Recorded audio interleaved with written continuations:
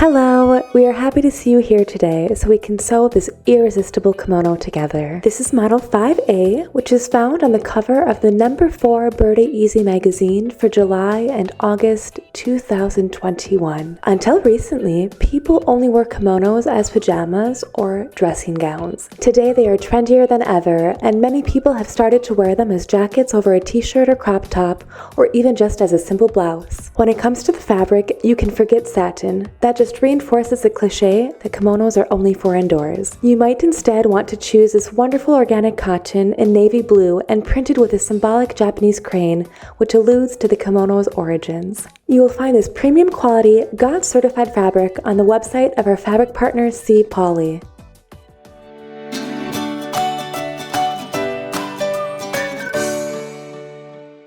To sew this, you'll need matching thread, straight pins, a sewing machine needle, a hand sewing needle, basting thread, fabric scissors, a tape measure, tailor's chalk or a pencil, a pen, a ruler, a tracing wheel, and Burda style tracing paper. Make sure you take your measurements properly and compare them with the table in your magazine. This will help you find the best fit for you. Next, copy or cut out pattern pieces 1 to 4 from pattern sheet number 3 and place them on the fabric according to the layout. Trace the outline of the pieces and add the seam allowances indicated in the instructions as well as the required notches. Draw the tie belt A onto the fabric using the measurements for your size.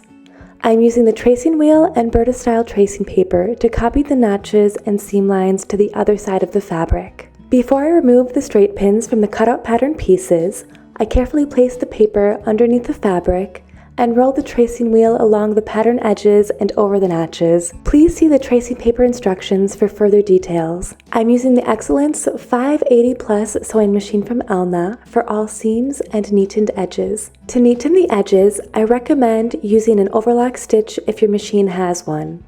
If not, a zigzag stitch will do. You can also use an overlock machine if you have one for more professional looking edges. Now the preparations have been made and I can sew. I first start with the shoulders. I place the front pieces and the back pieces right sides together at the shoulders, pin the allowances, and stitch along seam 1. I then trim the allowances to 7 millimeters or 1/4 of an inch, neaten them together, and press them into the back piece. Now let's move on to the bands. I place them right sides together, stitch the allowances of the center back seam, and press the seam apart. Next, I fold the band in half lengthwise, right sides together, and stitch the narrow sides. I trim the allowances, turn the band right side out, and press it. I pin the open edges together and place the band along the neckline and front edges. The center back should match up with the center back seam, and the shoulder seams should match up with the notches. Finally, the hemline should match up with the lower edge of the band. I turn the kimono's hem allowance to the outside and pin each side over the band. I stitch the allowances together, trim them, and neaten them together. Now, I press this into the kimono and top stitch it close to the joining seam. Next step are the sleeves and side seams. I place the sleeve on the armhole of the kimono, right sides together. The center sleeve should match up with the shoulder seam and seam 3. I then pin the allowances and stitch them. I neaten them together and press them into the sleeve. I place the front pieces on the back piece, right sides together, and pin the side seams and the sleeve seams, making sure the ends of the sleeve inset seams meet. Next, I stitch the allowances along seam 4. I neaten the allowances together and press them to the back piece. Next step is the sleeve ends and hem. I neaten the lower sleeve edge and the lower end of the kimono body. I press the sleeve end to the inside, pin it, and top stitch 2.5 centimeters or 1 inch from the fold. I repeat the steps for the lower kimono edge, but top stitch it 3.5 centimeters or 1 3/8 of an inch from the fold. Now for the tied belt. I place the belt pieces right sides together and stitch one narrow side.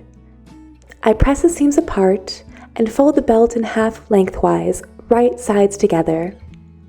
Now I stitch the edges together, leaving an opening for turning the belt right side out and backstitch to secure the seam ends.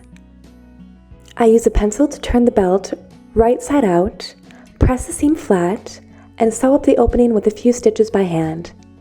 Now on to the last step, the belt loops. At the side seams between the notches, I make several long stitches for the belt loops and then cover the entire bundle with buttonhole stitches. And our kimono is finished! This is an exciting and versatile model that is easy to sew in no time at all. Follow us on social media and tell us all about your creations.